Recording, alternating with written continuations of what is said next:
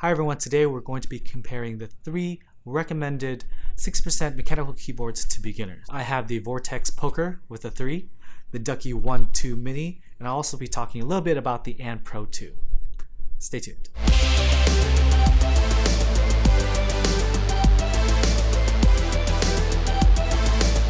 Now we're going to go into the comparison of the top recommended 6% mechanical keyboards for beginners. First, let's start off with the Pro 2. I don't have it in hand.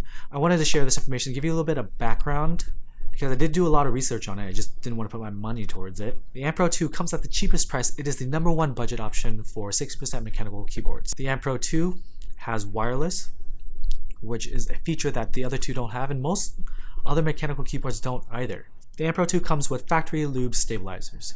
And if you don't know what stabilizers are, the stabilizers are what kind of hold the longer keys in place. The spacebar, the shift key, the enter key, the backspace, they're all longer keys, so they have stabilizers so they don't rattle too much or move left to right. If the stabilizers are bad and or not lubed, it will make a lot of rattly noise when you're typing, especially because you kind of like hit the spacebar and kind of like hit the backspace key or the enter key. You don't press it softly.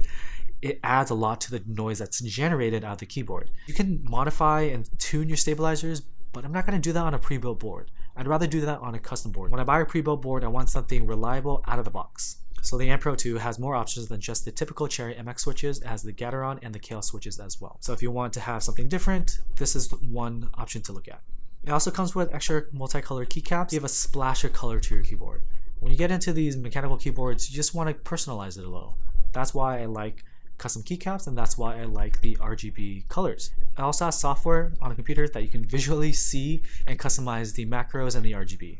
This is a pro because if you're starting out in these 6% keyboards, customizing it on the board and not having a visual aid is kind of difficult, so having software is a pro in my book. Another great feature of the Pro 2 that the Ducky One 2 Mini doesn't have and the Poker has a version of is the tap feature. So all these keyboards have function keys, so you hold down the function key and you press a button, but what about the arrow keys? The Pro 2 has kind of like fake arrow keys. The keys in the bottom right corner, you can use them as arrow keys when you tap it. So not only do you have function 1, function 2, you also have a tap layer on the keyboard. So you can just tap it and it will register a key. If you hold it, it will register the Alt, Window, Shift, whatever. This is a great feature to have, especially if you're transitioning from a full-size keyboard or a TKL keyboard and want to go into a smaller form factor. It's less jarring of an experience. The Pro 2 also has double-shot PBT keycaps, which is the more quality of the keycaps. It's done in a double injection mold, so the legends will never fade away. So when you're looking at keyboards, see if they have ABS or PBT keycaps, because that's going to definitely affect your purchase decision, because if it has poor ABS keycaps, you're going to have to replace them and that's going to cost more money. The Pro 2 has various key switch options, so you have the Gaterons and the Kales as well, so consider that if you're looking to buy a keyboard. The other two are kind of stuck to the Cherry MX. But why did I not buy this keyboard? Well, I heard a lot about the connectivity issues with the Bluetooth, and that's something I didn't want to deal with. I wanted my keyboard to work. It's very frustrating to have a keyboard like disconnect or not turn on with a computer, and it just slows down the workflow, and it's just one of my pet peeves, so I didn't want to put my money towards it. If this is something that has been fixed in a more up-to-date firmware or software, please let me know in the comments below so that people that come by and see this video can have the most up-to-date information for their purchase decision. The Pro 2 has a plastic case, and that's not really a pro or a con, especially in these budget keyboards. Having a plastic case is normal, it just has a different kind of acoustic when you press the keys. Having a plastic case also means that it's lighter and more portable, so that may be of value to you. So now let's talk about the Vortex Poker. Poker with a 3. The Vortex Poker is the most expensive one of the bunch. It is $140, but has an aluminum case. I think that's where the money went. I think that's where all the money went, because in the box it comes with nothing. It just comes with the keyboard and the mini USB to USB-A cable. No keycap puller, no extra keycaps, nothing. Just a pretty simple and plain box, which is unfortunate because it's the most expensive of the 3 options. The Vortex Poker has one of my biggest pet peeves because it has poor stabilizers. So if I shake it right here, you can kind of hear it already.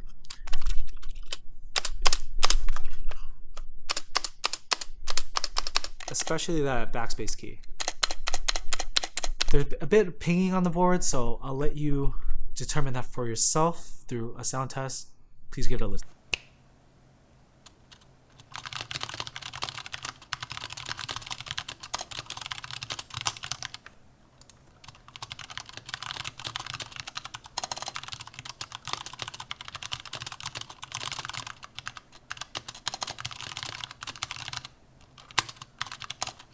Yeah, that's not really a pleasant sound. It has a great feel in the hand because of the aluminum case. It's hefty, it feels quality, but that typing experience isn't great. So the Vortex Poker comes with double shot ABS keycaps. These will end up having some form of shine later on. Shine being like your finger oils and kind of fading away of the surface of the keyboard. And also it's just not as quality. It doesn't feel as nice on the hand in my opinion. So regarding the rattly spacebar and the poor stabilizers, that's something I definitely wanted to fix moving up from a Corsair K70 Lux. I definitely didn't want any more rattle. I wanted a more pleasant, consistent typing experience, or as good as I can get on a pre-built board.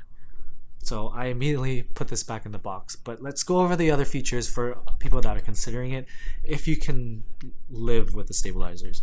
The RGB is amazing on this keyboard. If you ask anyone or look at any other reviews, they're gonna say that the RGB on the Vortex Poker is top notch. It has the most smooth transitions.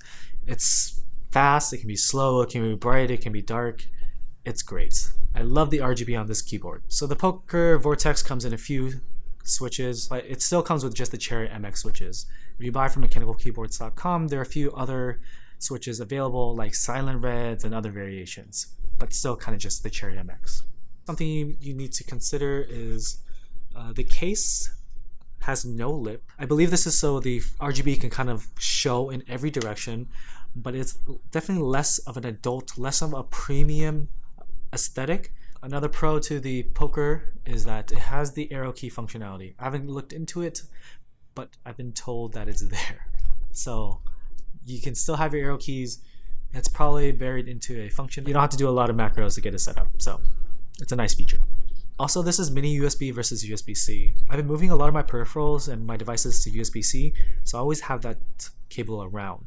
Mini USB, however, I haven't used that in a long time. I don't want to have to buy extra cables to have backups in case I don't have this cable around. Now we get to the last of our comparison, the Ducky One 2 Mini. The Ducky One 2 Mini is highly sought after, especially after some Fortnite players were using it on streams. A lot of people gravitated toward this board.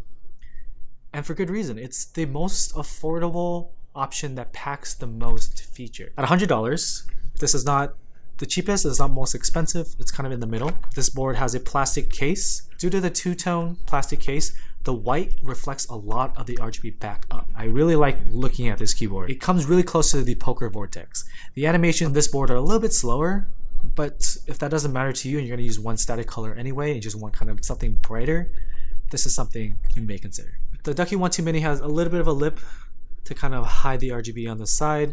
It's really an aesthetic choice. Unlike the other two keyboards, it actually has adjustable feet. That's the first one. That's the second one. And has rubber tabs on it to kind of keep it in place. It's extremely light. In terms of moving it from home to work, I did it for a week and it was really easy to carry around.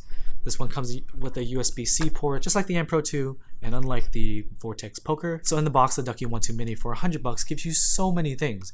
It gives you extra keycaps so you can spice up your keyboard. They say random color, but I've seen a lot of red online. They come with a custom Year of the Pig spacebar right here. It's a really nice spacebar because it allows the RGB to come through a little bit more than just that little slot that you typically see on shine through keycaps. It comes with a keycap puller. It comes with a plastic cover, which most people will throw away right away, but I like to kind of cover my keyboard because I live with a dog, so the fur goes everywhere. It comes with a USB-C to USB-C cable. A lot of things out of the box. This keyboard does not have software. They say it's coming soon.jpg, but cannot confirm when that's going to be. So everything is done on the board, which can be a nice feature, but like I said, having software helps people that are transitioning in, and having the visual aid really makes a big difference for some people.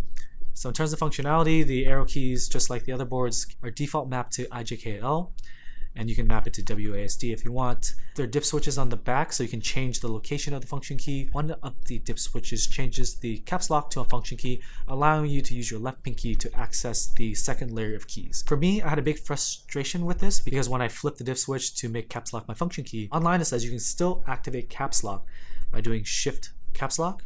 But for me, that didn't work at first. I contacted Ducky, and then they said just hold shift, and I was like, what? That's your suggestion? But I looked online, this is their suggestions to other people as well. And then for a period of 1 or 2 days, it actually worked. I was able to hit shift caps lock. It would do caps lock. Kind of. Caps lock on this was really just holding down shift. It was a macro to hold down shift. And I noticed this because for my work, everything that's done in AutoCAD is done in caps lock or capitalized, but I still need to input numbers. So when it put a number, when I did the caps lock, I would actually generate a symbol. And of course, there's always scripts and programs and little executables that you can download and run so you can fix these things. AutoHotkey is one of them, but it was very frustrating and I thought I was crazy. I did all the resets, I updated to the latest firmware, and it really couldn't solve the issue for me. That's really my only frustration with it. One of my dislikes is that the fact that it has a plastic case. I wish I had an aluminum case just because I want the better acoustics, but you can replace it with an aluminum case from KBD Fans. I'll link the one in the description below and the sample video of someone actually making the update or the upgrade. But the problem is that is $80 on top of the keyboard. So doing that makes your keyboard now $180. That's now way beyond the price of the other ones. So you decide whether or not you truly need that aluminum case. So the Ducky One Mini, unfortunately, is only stuck to Cherry MX switches. You can buy it via Amazon or mechanicalkeyboards.com. Mechanicalkeyboards.com will have a few other switch options like the less common Cherry MX variants, but you won't get any Gateron or KO switches here. So in terms of arrow keys, you will not get that here. There's no built-in functionality to have arrow keys in the bottom right like the Pro 2 and the Vortex Poker. If you want to have this kind of like fake arrow keys at the bottom, you can program it via macros, but you will lose functionality of those bottom forward keys. You still have your IJKL and you can program your WASD, which are two common options for people that use 60% keyboards. So out of the three, which one's my pick? If you couldn't tell, I actually leaned heavily towards the Ducky One Mini. This is the only keyboard that not only did I test at home, but I actually brought it to work in my engineering job and used it full time there. I actually put the cheap Microsoft membrane keyboard away and just used the Ducky One Mini. Ducky One Mini is the best value of the options. It's well-rounded. My dislikes about that keyboard do not apply to everyone. Like the caps lock, most people don't use caps lock. Most people can get by with just holding shift. I wish I could, but that's just me. And in terms of the plastic case, some people may just prefer having a lighter keyboard for travel. An aluminum case really kind of bogs it down, makes it heavy. Even if you were to get an aluminum case in this price bracket, like the Vortex Poker, it's not the nicest aluminum case you can get. And the benefit of having the two-tone black and white case is the white really makes the RGB pop. And if that's something you want, it's a great benefit. But other than that, the Ducky One Mini is the most straightforward keyboard of the bunch. No connectivity issues, no rattliness. It just sounds smooth when I type on it.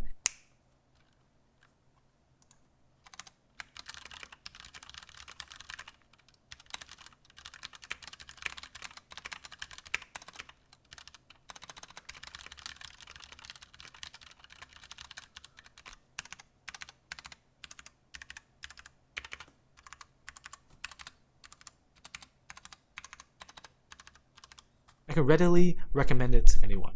But that's the end of the long comparison of the big three recommended 60% keyboards to beginners. Let me know if you have any questions in the comments below. If I missed something in this review, if you're using another 60% keyboard that you recommend, I know there are a few others that are below $80 that are on Amazon that are not as popular. Please let me know your experience in the comments. Thank you for taking the time to nerd out with me on keyboards. Make sure that if you have any questions, feel free to contact me. Feel free to comment below. I love talking about nerd stuff and getting into the details. Thank you for watching. Have a nice day. Bye.